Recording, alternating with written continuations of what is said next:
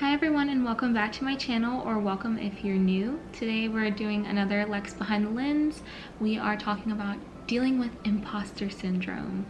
I feel that this term has become extremely popular, at least in the last 2 to 3 years. I feel like it's becoming increasingly more popular due to our world now including content creators, influencers, and things like that, because obviously imposter syndrome deals with people not feeling like their accomplishments and achievements are of their own merit and are due to external forces. Before we get into sort of talking about what I feel I've dealt with imposter syndrome in my own life, I wanted to get into a formal definition of imposter syndrome. So, imposter syndrome, or imposter phenomenon, was first coined by two female psychologists, Pauline Rose Clance and Suzanne Imes, in 1978. The official definition of this, and I'll be looking down to read this, is anxiety or self-doubt that results from persistently undervaluing one's competence and active role in achieving a success, while falsely attributing one's accomplishments to luck or other external forces. I wasn't at all surprised to discover that it was female psychologists that came up with this term and the definition. Obviously, as women, we continue to experience that sort of self-doubt, undervaluing of our own accomplishments at much faster rates and at earlier ages, because we are led to believe that our accomplishments are not fully our own. But according to the International Journal of Behavioral Science, up to 70% of people experience imposter syndrome in some aspect of their lives, which again seems like a high number, but it's very believable, men and women. So I think that to sort of break it down or to put it into more relatable terms, we can all imagine a scenario in which we have experienced imposter syndrome. We don't feel that we are qualified for a job if we don't meet one of the 15 elements of the job description. Let's take being advanced in Excel. If I apply and I say I'm advanced in Excel, I'm gonna go in on the first day, they're gonna give me a test on Excel, I'm gonna fail, I'm gonna be exposed as a fraud, I'm gonna be fired, that's gonna linger on like my job history and all the worst case scenarios. Or other things where you haven't met the projected goals you have for yourself based on whatever ideology, and no matter what you accomplish, you don't give it the time of day, you don't give it the value it's worth or credit that it's due, because it hasn't reached the goals you've either set for yourself or the goals that you're trying to achieve for the approval of somebody else. And I can honestly say, of course I have experienced that. Of course I continue to experience that, which is why we're here today. Some of the things that imposter syndrome can stem from are anxiety, childhood trauma, or equating love with success, whatever that success may be. And I think that I can relate in the sense that it is almost directly tied to my anxiety. There are a plethora of reasons we can all experience imposter syndrome, but this is one that I feel most accurately describes what I have been feeling, at least in the last 3 years. If you would have talked to comm major Alexa from 2012 to 2015, I had a lot higher self-esteem in my professional goals and academic goals. I was so hell-bent on proving that communication was a valuable major, that it contributed highly to the professional environment as well as the personal environment. So many reasons for that, and even the technological environment. I was going to prove to you guys that this was not a useless major or a major that is easy or a major for girls who just want to party and be in sororities. No, I nipped that in the bud. I had great internships and I expected all of that, and I went to a great school, and I expected all of that to translate into the best jobs for me post-grad. Well, we have all come to know that the post-grad struggle is real. It is no longer what it used to be for many reasons. And I was so sure I was not going to be part of that statistic. Unfortunately, that is not what happened. By the time I got my first job after graduating, which was about 9 months, In the grand scheme, that's not a long time for unemployment. For me, that was much longer than I would ever anticipate it for myself, given the work I felt I had done for the last 4 years, or 3.5. No, 4 years, for the last 4 years. I believed that the only reason, and I continue to say honestly, if I have to be honest in this video, I believed that the only reason I got the job that I did in 2017 was due to somebody else sticking their neck out for me, someone else going to bat for me.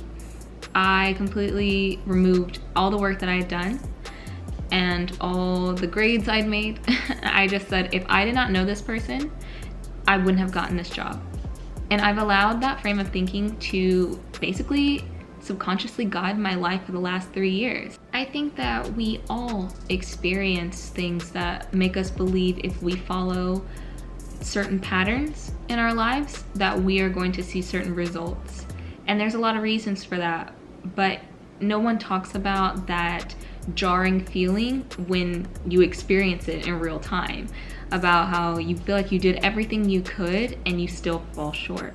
And that has obviously heightened my anxiety and lowered my self-esteem through various experiences I've had in the last 3 years. So much so that in an attempt to fix this, I have almost landed back in the same place. And I think, again, this is something that everyone experiences. You think, I'm gonna change my situation. But then when you don't see the different results from the thing that you changed, you're thinking, it's my fault. It's because I'm not good enough. I didn't do this. I should have done this. And it just takes you down a negative path that keeps us in this element of imposter syndrome. My first experience with imposter syndrome that I feel when I first recognized it and decided that I need to start changing my way of thinking was when I decided to get, or when I completed, I shouldn't even say, when I completed my master's degree. I, to this day, consistently forget that I have a master's degree. I will see people applying for master's programs, graduating from them, and I will feel a jealousy about it and be like, I can't believe they're pursuing something that they love and it's so easy for them and they're gonna get more money and they're gonna get such a better job. I forget I have a master's degree of my own. And part of that is that I did not see the results I was expecting when I completed my degree. There are so many reasons that justify why I haven't seen those results, but I keep attributing it to myself. When I was getting my master's degree, I was working full-time, so I was a part-time student. My schedule on a typical work day was waking up at 4:30 a.m., hitting the gym, coming back, studying and reading until it was time to go. Obviously I showered. Working a 10-hour shift, coming back, studying and reading, eating dinner, studying and reading until I went to bed. I was doing this on a cycle for 2 years. I got carpal tunnel. I use a wrist brace when I'm at work. And on top of that, I did school consistently from August 2018 through December 2019. What that looks like is fall semester, winter mini-mester, spring semester, summer sessions into my final fall semester. I was vacationing in Barcelona, Spain, working on a paper on the beach while my friends were playing in the water. I had no access to my school's library because it detected I was out of the country. I couldn't call because I didn't have an international plan. I couldn't send an email because they wouldn't get back to me in time. I was on a family vacation with my parents and my brother in Maui, and I was waking up at sunrise with my dad. My dad was watching the sunrise, calling friends, listening to the ocean. I was in a corner with a lamp so I didn't wake up my mom because I was attending lectures that were 5 hours ahead because Maui is 5 hours behind Dallas. I was doing all of these things and I still don't give myself the credit that I worked really hard. When people ask me about my degree and say I can't, like, that's a great thing. You accomplished a master's degree. No one on my team has a master's degree. Few people in my extended family have a master's degree. And yet the first thing I say is, yeah, well, it was an online program. Well, I chose management because I'm not smart enough to do an MBA. Well, I mean, I was part-time, so it's not this, and it was online again. So I didn't have to, physically go in and drive somewhere after work. It was all pretty convenient. I didn't have to write a thesis for my final paper or anything. So was it really a master's degree? All that kind of harmful talk just created, or it perpetuated, a vicious cycle of the way that I talk to myself and the way that I undervalue my skills and my education and my knowledge, and just contributes to higher anxiety and lower self-esteem. I am now seeing this type of thinking pour into my creative ventures as a content creator. Every day, honestly, every day since I've started making YouTube videos last January, I have been doing some kind of creative work. That means writing down video ideas for weeks ahead and fleshing those ideas out. That means writing social media copy, that's photo shoots, arranging them, taking them, getting the photos edited, which I thankfully have help with, filming videos, editing videos, writing blog posts, sharing all this stuff on social media, engaging with people on social media. And for some reason, because I don't get paid for it, because there's no formal structure to it, because I don't have the following I want, I don't see it as working hard enough. I really had to stand back and be like, that's not why I got into creating this stuff. That's not why I wanted to, you know, start doing things more creatively. Yes, everyone wants to get paid to do things that they love. I'm not going to pretend I didn't want to do this to make money from it. But I started getting so fixated on numbers and stats that I completely lost sight of an inspiration for why I started doing all these things in the first place. I wanted to bring you guys both of these examples because they are present day. I completed my master's degree this past December. I am creating videos. I'm creating this video. Even today, guys, I woke up and cleaned my entire house. I got ready for a photo shoot, did the photo shoot, created more content for my second home account. I finished a blog post, promoted that blog post on different social media channels, wrote social media copy, I shared different things on the Instagram stories. Like, I did all those things before I'm sitting down and talking to you guys today. But my immediate reaction was like, oh, I haven't done enough today. I have. Yes, it's not your typical 9 to 5, even though nobody really works a 9 to 5, but I have this habit already ingrained in me from years of talking down my accomplishments, of talking down my work, undervaluing the amount of energy and time that I put into things. And that brings us to why I wanted to create this video. I am actively in various parts of my life trying to change the way that I think about things, to pivot out of a negative mindset. Pivot is my word, guys. If you've been following me in my last few videos, I keep using this word, but it's a great word. I naturally go to the negative. People have called me cynical. I don't like it. I'm fully aware of it when it's happening, but it's just a natural state. But there are things that I am recognizing no longer serve me. Me talking down to myself has done what? Me increasing my anxiety and lowering my self-esteem has done what? Me not seeing any change in my professional or personal or creative pursuits has done what? Nothing. Because, and dwelling on it is not gonna do anything for me either. It's about what can I change? What do I have control over in this situation? I wanted to bring you guys 3 things that I feel we can all do to combat imposter syndrome. The first thing that we can do to combat imposter syndrome is words of affirmation. Easier said than done. Also, probably the go-to if you look up ways to stop doubting yourself, ways to build confidence. It's always talking about the way we talk to ourselves mentally. Give yourself credit. Give yourself a break when you're overwhelmed or when you feel like I just can't do this today. You probably can't do this today.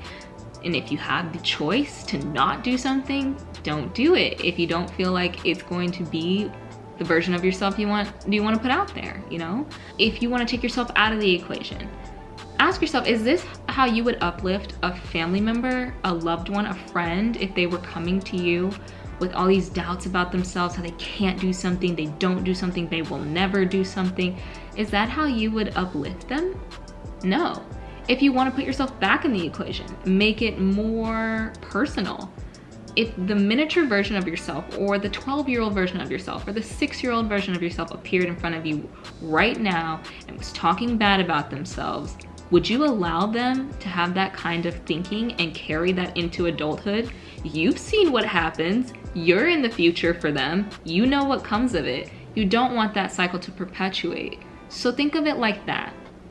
Number 2, if words of affirmation don't come easily to you, maybe that's just not who you are. Think of physical reminders. Some people are all about the sticky notes on the mirror. For me, it's to-do lists. I like putting a pen to paper, so that's my preferred method. Maybe you like putting it on your phone and checking things off. Maybe you use apps like Asana, where you can actually click things that'll check it off for you. I'll link it down below if you don't know what it is. Pretty cool app. I just didn't have enough stuff to do to make use of it. But if you check off all the things that you've done throughout the day, even if they're not related to your professional goal for the day, your creative goal for the day, your personal goal for the day, if you just have a list of clean bathroom, grocery shop, write blog post, change batteries, anything like that, if you can see all the things you've done in one day, you may discover something new about yourself. 1, you're good at motivating yourself. 2, you're great with time management.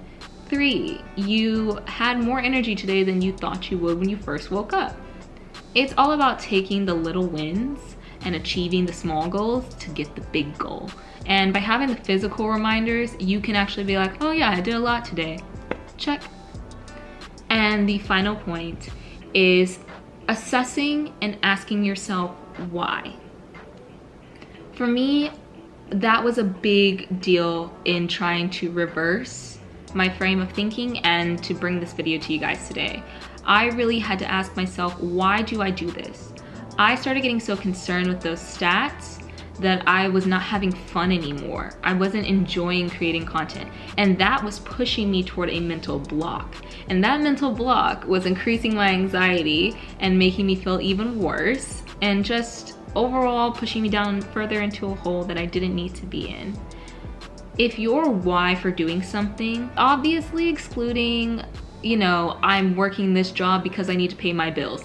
We all don't have that freedom. I know, trust me, I know. Capitalism does not allow us. But if your why for doing something that you are choosing to do is not on one or the other side of the spectrum, those sides of the spectrum being one, completely self-serving, as in it makes me happy, it's fun, it motivates me, it'll make me more money, which will make me more happy because it'll solve my immediate problems, that. Or 2, it's completely selfless. I want to help others. I want to learn more so I can educate more people. I want to impart wisdom that I've gained from life, from my career, from my education, my academics, or I want to widen my social net because I want to connect with more people. If it's not on either sides of these spectrums, then I think you need to reevaluate your why for doing something. If it falls in the middle, like I want to make more money, I want to be popular, I want to gain the approval of someone or someone's, I want to feel better about myself, I'm just trying to fill a void, I'm putting a patch on a wound that needs stitches, anything like that where you're thinking that it's going to solve an even bigger issue that you haven't worked out within yourself, then you need to go back to the drawing board and be like, why did I do this? Is it just because it's trendy, because it looks fun, because it's what everyone else is doing? Then you shouldn't be doing it. If you're not getting it primarily intrinsically, ask yourself why. I obviously have a lot more examples that I could impart on you guys, but I think everyone gets the gist of the dangers of imposter syndrome and the commonality of imposter syndrome. It's not the end of the world if you are someone who doubts yourself.